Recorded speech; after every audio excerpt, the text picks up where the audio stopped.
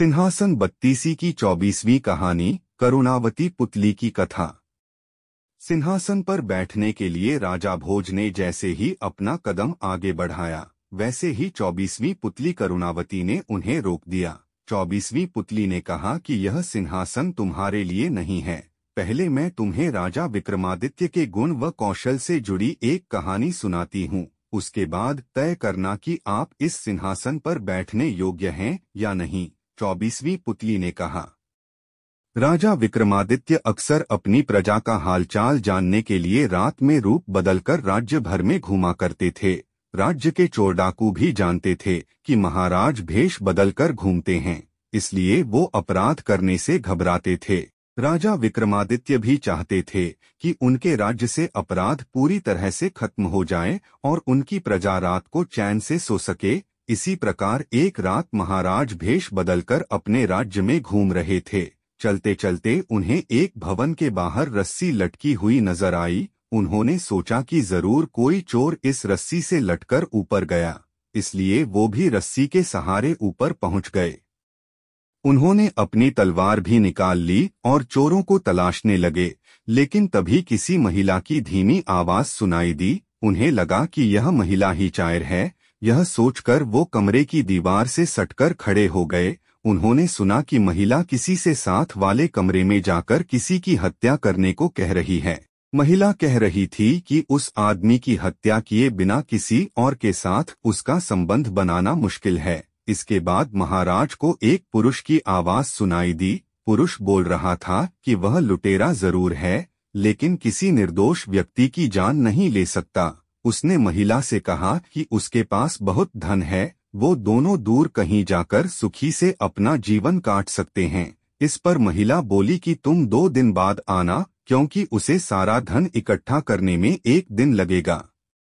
राजा समझ गए कि पुरुष उस महिला का प्रेमी है और महिला इस घर के मालिक की पत्नी है। इसके बाद राजा उस रस्सी के सहारे नीचे आ गए और महिला के प्रेमी का इंतजार करने लगे।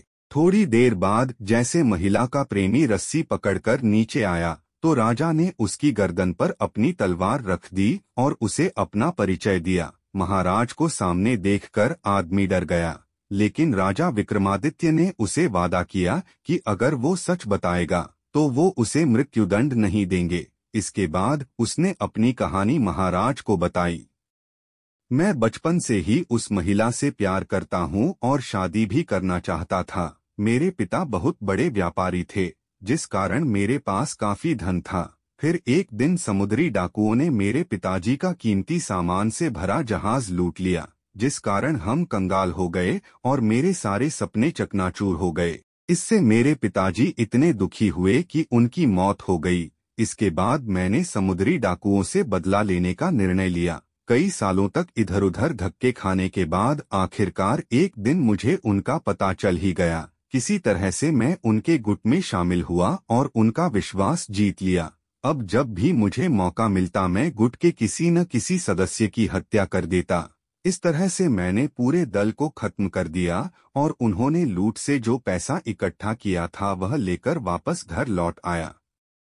घर आने के बाद मुझे पता चला कि जिसे मैं प्यार करता था उसकी शादी राज्य के किसी धनी सेठ से हो गई है। एक बार फिर मेरे सारे सपने टूट गए। एक दिन मुझे उसके मायके आने के बारे में पता चला। फिर वो रोज मुझसे आकर मिलने लगी। एक दिन मैंने उससे कहा कि मेरे पास बहुत सारी दौलत है, लेकिन उसे मेरी बात पर विश्वास नहीं हुआ। उसने कहा कि अगर वो उसे नौलखा हार लाकर दे तो ही उसे विश्वास होगा। आखिरकार मैं उसकी बात मानकर नौलखा हार ले आया, लेकिन तब तक वो अपने पति के घर लौट गई थी। आज जब मैंने नौलखा हार लाकर उसे पहनाया तो उसने अपने पति की हत्या करने के लिए मुझे उकसाया, लेकिन मैंने करने से मना कर दिया, क्योंकि किसी निर्दोष की हत्या करना बहुत बड़ा पाप है। राजा विक्रमादित्य ने सच बोलने पर उसकी तारीफ की और समुद्री डाकुओं का सफाया करने के लिए उसे शाबाशी दी। साथ ही अपनी प्रेमिका की चतुराई नहीं समझ पाने के लिए उसे डांटा। राजा विक्रमादित्य ने कहा कि सच्ची प्रेमिकाएं प्रेमी से प्रेम करती हैं, उसकी दौलत से नहीं। साथ ही नौलखा हार मिलने के बाद अपने पति की हत्या के लिए उसे उकसाया। ऐसी निर्दय तथा चरित्रहीन महिला से प्रेम हमेशा विनाश की ओर ले जाता है। वह आदमी रोता हुआ महाराज के चरणों में गिर गया तथा अपने अपराध के लिए उसे माफ करने के लिए प्रार्थना करने लगा।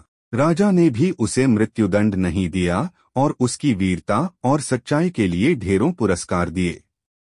अगली रात राजा विक्रमादित्य उस महिला के प्रेमी का भेष बनाकर उस महिला के पास पहुंचे। उनके पहुंचते ही महिला ने सोने के आभूषणों से भरी एक थैली उनके सामने रख दी और कहा कि उसने सेठ को विष खिलाकर मार दिया है। जब राजा कुछ नहीं बोले तो महिला को शक हुआ और उनकी नकली दाढ़ी मूछ नोच ली। अपने प्रेमी की जगह किसी और पुरुष को देखकर महिला जोर जोर से चोर चोर चिल्लाने लगी और अपने पति का हत्यारा उन्हें बताकर रोने लगी। वहीं घर के बाहर खड़े राजा के सिपाही राजा का आदेश मिलते ही दौड़कर आए और महिला को गिरफ्तार कर लिया।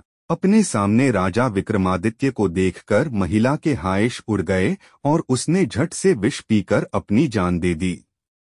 यह कहानी सुनाकर 24वीं पुलती वहां से उड़ गई और राजा भोज एक बार फिर महाराज विक्रमादित्य की न्यायप्रियता के बारे में सोचने लगे। कहानी से सीख।